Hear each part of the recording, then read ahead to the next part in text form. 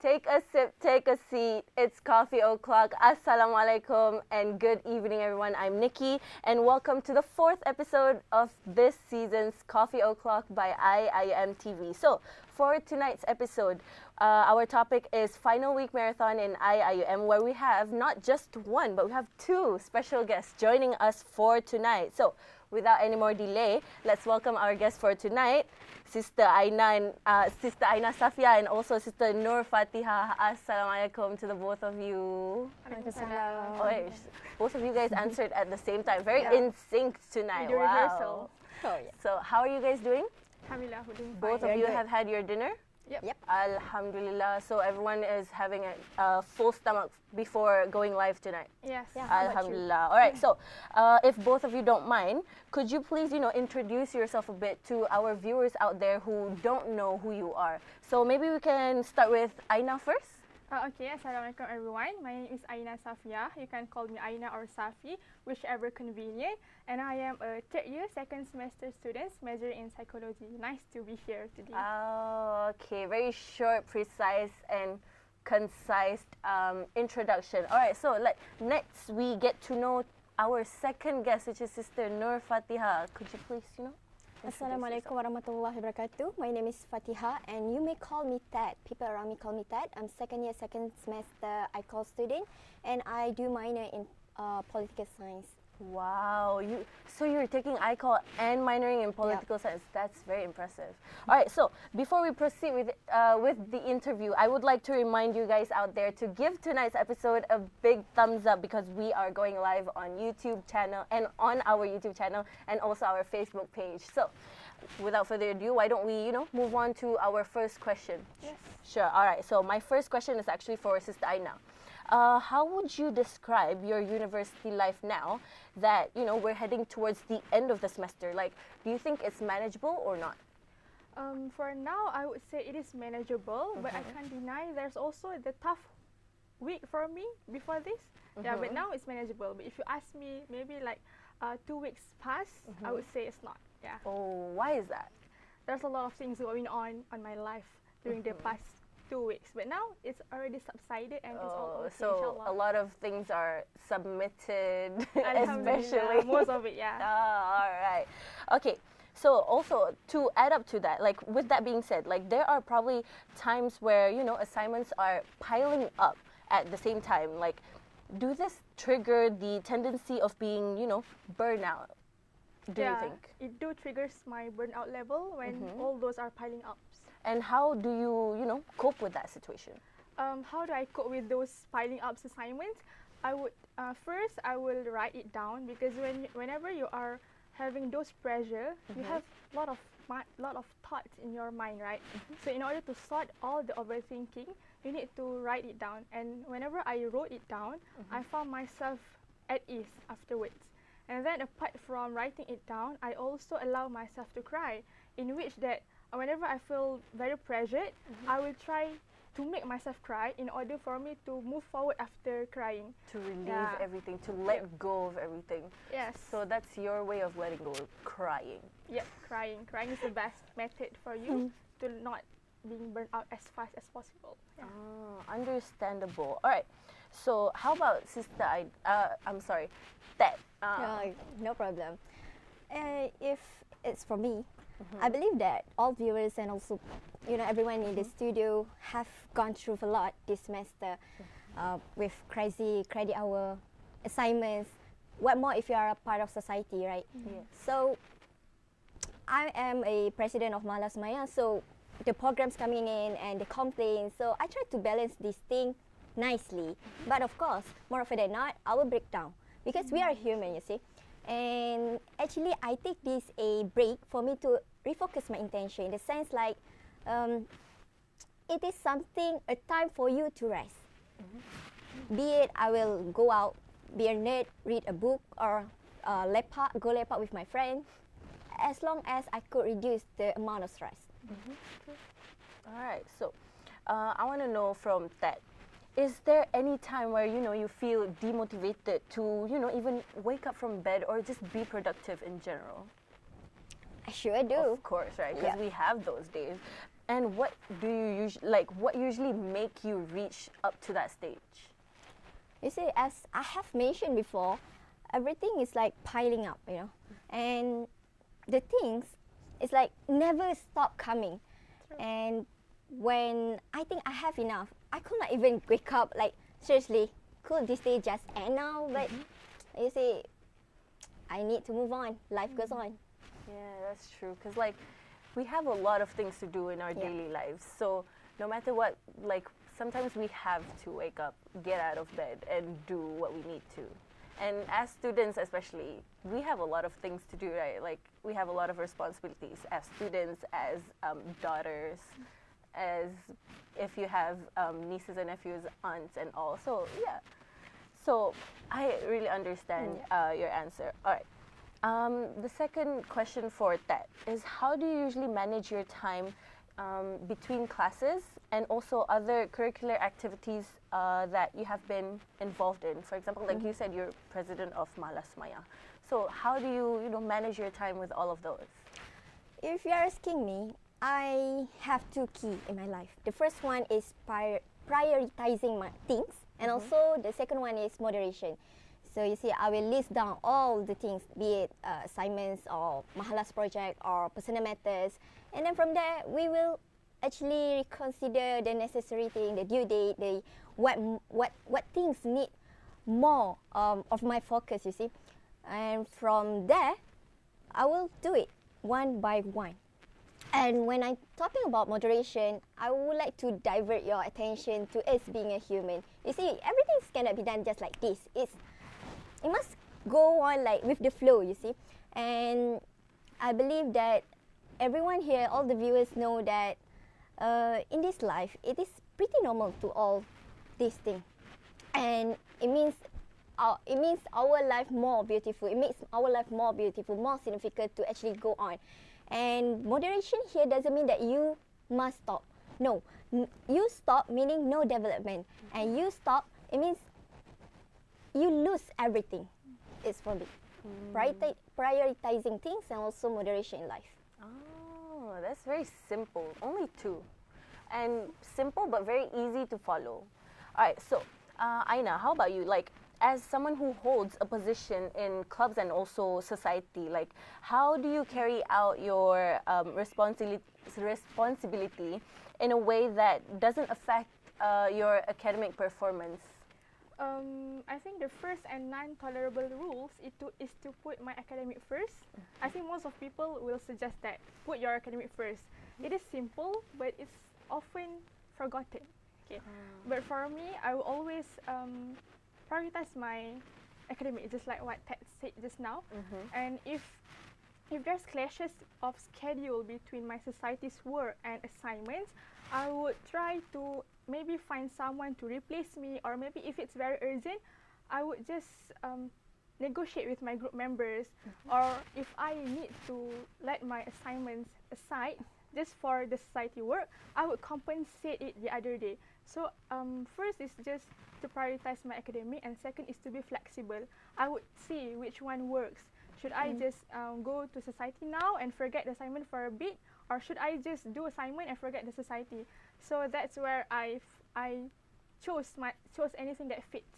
And apart from that, apart from choosing what mattered the most that time, I will always hold closely onto my Google Calendar, in which I will always jot everything, every events down, so that I would strategize my plan. If there's things happen in 5 more days, I could actually forget that assignment for a bit and focus on the society.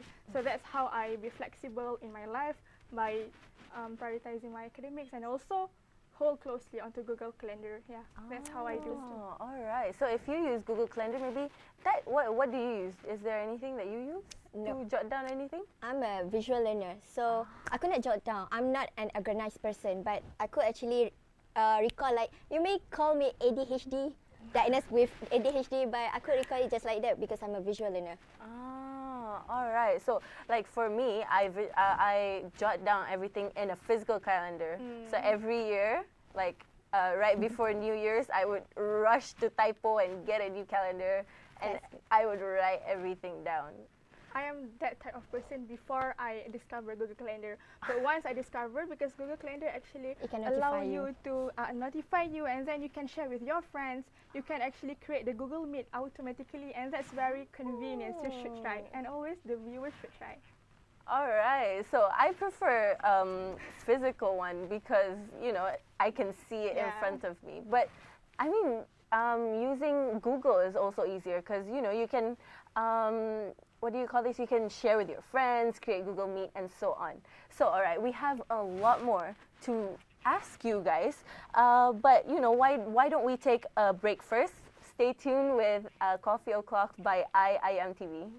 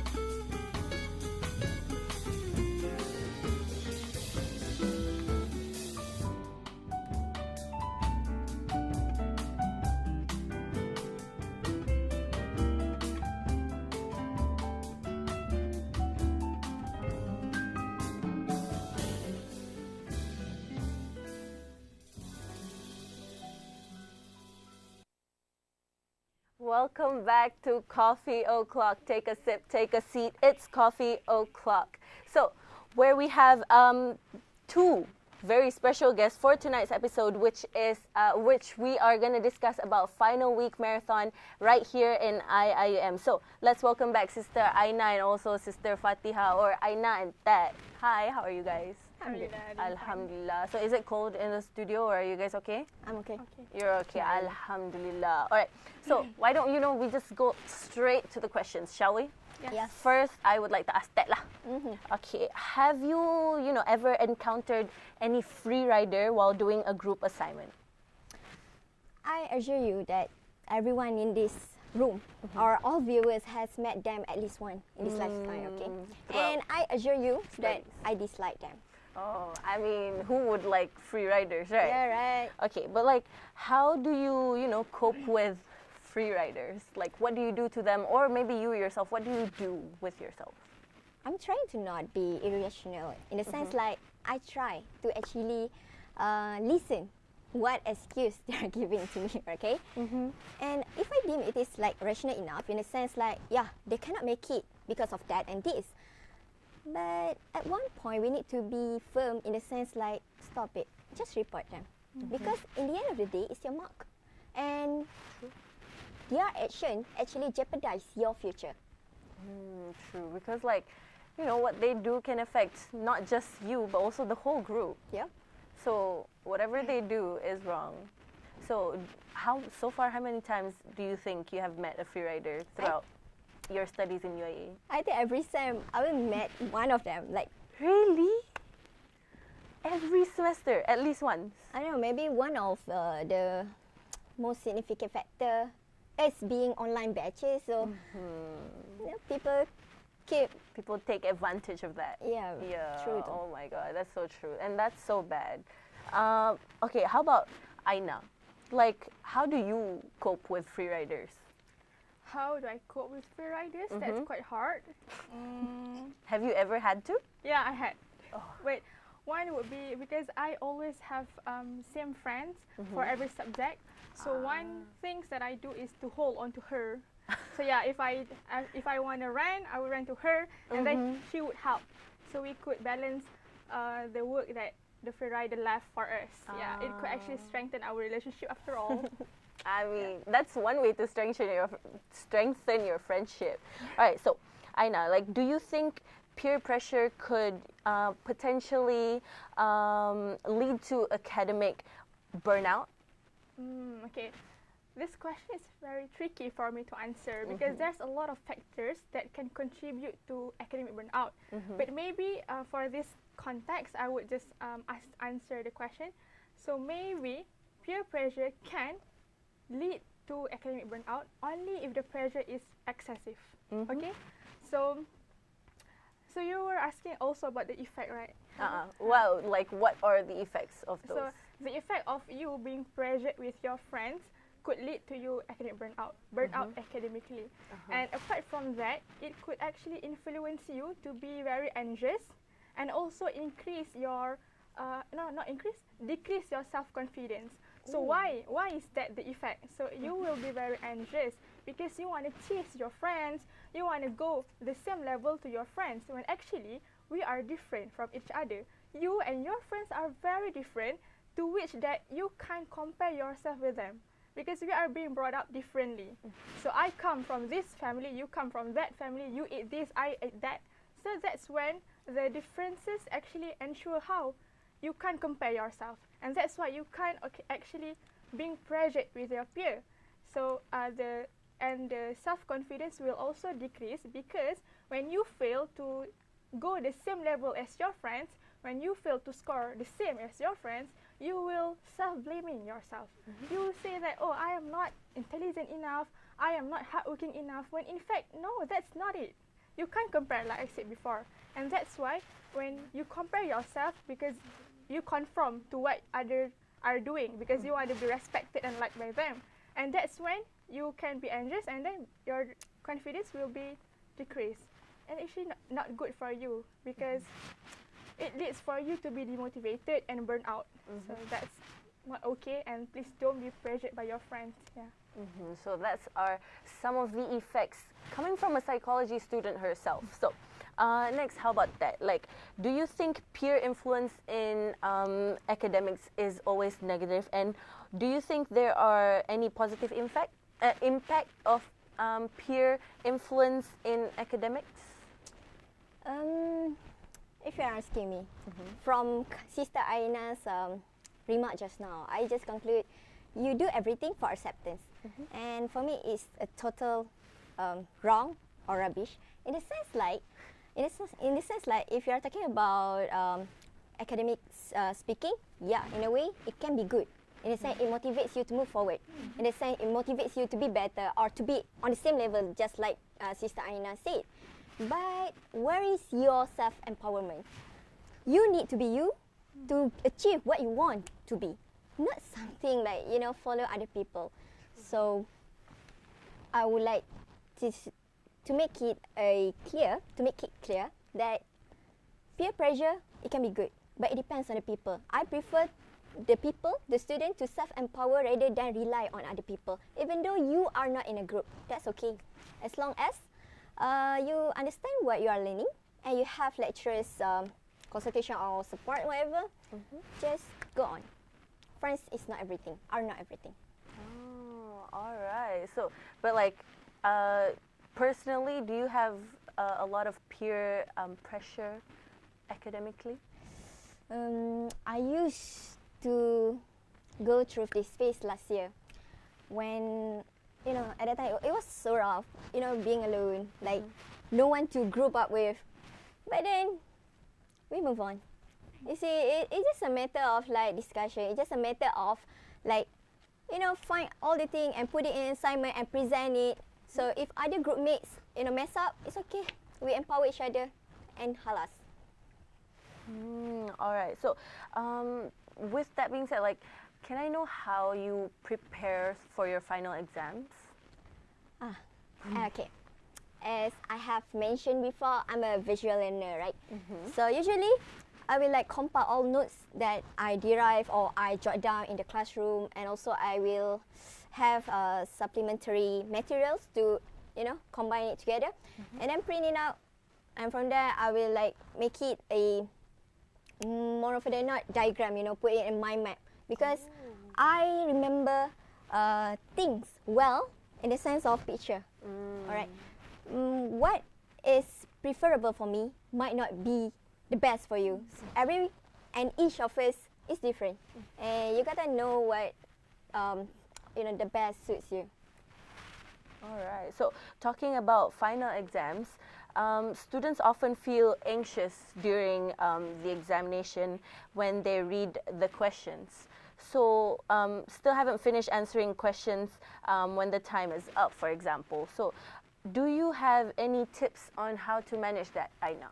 Yes, I do, because I often actually experience that. The first tips I would want to share with you tonight is first to breathe. Okay, so when you breathe, make sure you focus on expanding your belly. Okay, let us try together. Let us inhale. Focus on expanding your belly, touch your belly, expand your belly, and then hold, and then exhale it slowly. So you can repeat it anytime you want. Apart from breathing, you can also move to another simple questions. Apart from that, you can also read it aloud. Read it, instead of reading it in your heart, read it aloud, so that when you read it aloud, it allows your brain to process it as well. And apart from that, you can also drink water. So because it's simple, like hydration is the key. Anxiousness can also be solved by drinking water as well. Because when you drink water, it actually gives you adequate hydration. And then it reduces the cortisol level. Oh my God, cortisol is the hormone that is secreted when you are under pressure. So when you drink water, it can reduce the cortisol level and also reduce your stress level and helps you to understand the questions better. Yeah. Wow.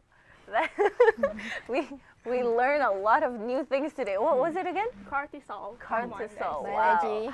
How do you spell that? CORTISOL. Cortisol. I thought it was cortisol, like a car. No, car. All right. Wow. Very informative. I was not ready for that. You caught me off guard right there. Surprise. Okay, so how about you? Like, do you personally have your own tips? Maybe when you get nervous? Just a very short answer. I might do whatever I want in between of that, between the revision, like listening to music or eating, whatever that relieves my stress. Eating like what? Like snacks, candy? What do you always have in hand to relieve yourself? Fruits. Fruits? Yep. In Mahallah? Yeah, you buy beforehand lah. Because of course you cannot find like fresh fruit everywhere, but actually fruits can stimulate your brain back, and it's good for your health. All right. So before we discuss further the topic, final week marathon in IIUM, why don't we take a break? We'll be back but with Coffee O'Clock by IIUMTV.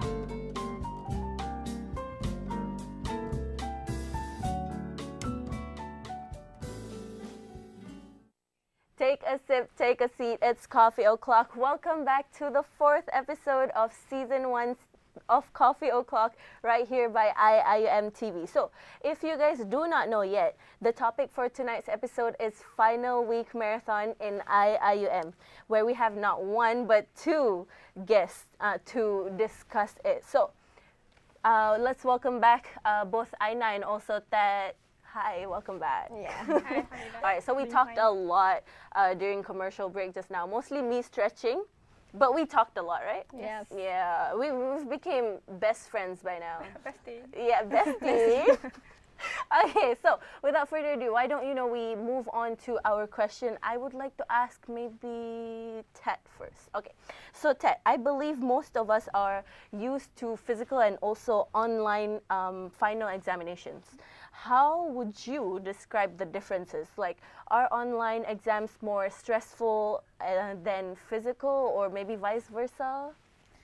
I think again, it depends on people. You see, the last time I had physical exam was back in my CFS year, which is like 2 years back. And in a way, it was stressful enough because you need to memorize everything. But online, you can like find anything under the sun. Really though. True. Everything is at the tip of your finger. Yep. But the challenge there is plagiarism. You need to be smart to actually determine either it's hard or no.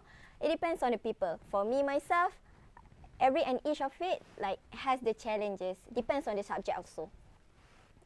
So the most important thing is to avoid plagiarism, right? And also to use references. We have to cite every references that we used. But like, how about you, Aina? Like, do you think physical is harder than online, or online is harder than physical? Online is harder because the questions revolve around you applying your knowledge. So you study A, but then you need to apply A in your final. That's quite hard because your lecturer didn't actually taught you that. So you need to be very creative lah in answering. Yeah. All right. So, for Aina, considering that the final week is quite terrifying and also overwhelming for a lot of us, like, don't you think so? That very terrifying and overwhelming. Like, especially due to endless submission, and some students may suffer from the pressure, which will further lead to consequences such as maybe fatigue, headache, and mood swings, and a lot more others. Like, it could affect your daily life, for goodness sake. So, some would say that it all depends on the person to handle mental health, and it shouldn't be like that huge of a deal. So, like, what are your thoughts about negative stigma on mental health issues occurring within the student community, especially? So in the questions, you mentioned about how it depends on person, and I agree with those statements. But the statements that you say it's not a huge deal, I actually disagree with that. So I will bring you more after this. Alright. So you asked me about my thought on the negative stigma, right? So I think the reason why some people actually have negative stigma on mental health is because they don't have the access to the valid article to mental health. And also they can't actually understand what mental health is about, because reading the articles in psychology, sometimes they use hard term. It's the same like I call law articles, Just right? use layman word. I can't understand law articles, so that's the same as others in mental health as well. So you can't really blame others for their negative stigma, but the people with negative stigma should also learn to move forward. Okay, so being here, I think I just want to introduce one idea, which is resilience. So resilience, I think most of you actually know about it. So resilience is about the ability for you to bounce back. It is different according to people. So for people that have high resilience, they can actually undergo the problem the problem well compared to the people with low level of resilience. So you mentioned just now, some people would perceive the last week as very terrifying. But maybe people with high resilience also suffers the same, also suffers the endless submissions. But because of the resilience that they have, they can cope well, they can quickly bounce back. But it's different with the people with low resilience. But it's not that having high resilience is good, low resilience is bad. It's not that. It's not how you view people, because the resilience itself can actually fluctuate it. So doesn't mean you are having the high resilience now, you can maintain. So if you are undergoing lots of pressure, you might as well shift to the low resilience as well. So maybe when you have low resilience, if you practice, you can have high resilience as well. So that's one way of understanding human. And other than resilience, it also depends on people, on how people perceive the circumstances. So if, let's say, if the person perceives the 12 weeks as having a lot of submissions as stressful, so maybe they will feel stressed. But if other people don't perceive as the week as stressful, then they won't be stressful as well. True. So both are valid. You being stressed doesn't determine other to be stressed as well. So that's where I want to tell everyone to be mindful always.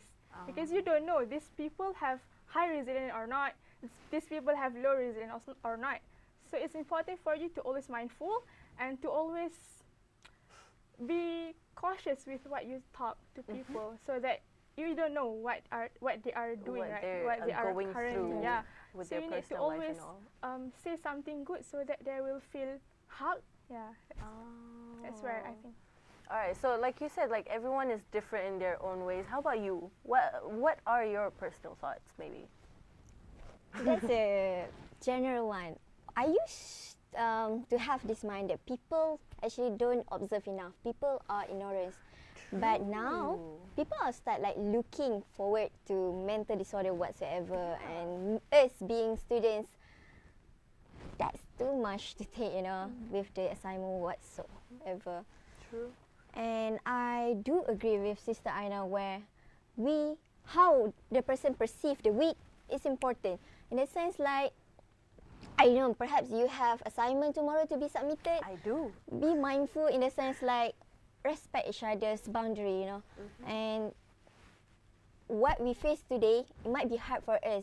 We don't know others people feeling or whatever they have gone through or going through. So that's good advice from Sister Aina today. Oh, all right. So I feel like it's true. A lot of people are actually more mindful of mental health disorders these days. All right. So before we end, would you perhaps have some advice or motivation to give to the students out there who are currently struggling with their final submissions and also final exams that are coming towards us, especially for us IIUM students? Maybe we start with Ted first. Sure. You see, I perceive this life very simple. In a sense, moderation is the key. Prioritizing things and, make yourself comfortable with friends, family, and lecturers. However, I would like to, I think you know this, but I need to highlight this. An exam is not everything. Even you fail an exam, you can retake it. You might think this is so absurd because you learn for how many years to fail an exam. But in case you do or you are failing right now, it's okay because you can retake it. But if you fail life, you don't feel the joyful of life, you lose everything, you are wasted. So take it easy from there, arrange your life, move forward. As long as you have the movement, you follow your plan, there will be like rocky path, but go on. All right, wow, very concise, short, not too short, but like it's very meaningful for all of us to keep in mind to, you know, always don't just focus on studies, but also focus on your personal lives. All right, so just now we already had Tat to say her final words or advice or words of wisdom, maybe. How about you, Aina? Do you have anything to tell our audience out there? Yeah, I do. To add what Ted say, everything is just magnificent, what comes from her mouth. So to add on, I would say that be soft on yourself in a sense that allow yourself to make mistakes, allow yourself to take a rest, allow yourself to wind down, allow yourself to try again if you fail today. So always keep it to your mind that you need to be soft to yourself, hug yourself a lot, because there's no one that could do other than you. Yeah. All right, so that's it for tonight's episode. We have both Sister Aina and also Tat for joining us. Thank you so much for joining our humble show and for, you know, sparing your time with us tonight. I had a lot of fun sharing a lot about, you know, our life as a student. And thank you so much to all the viewers out there for tuning into tonight's episode of Coffee O'Clock. So before we end the show, I would like to remind all of you out there to give this video a big thumbs up, and we'll see you again next week. Thank you. Assalamualaikum. Bye.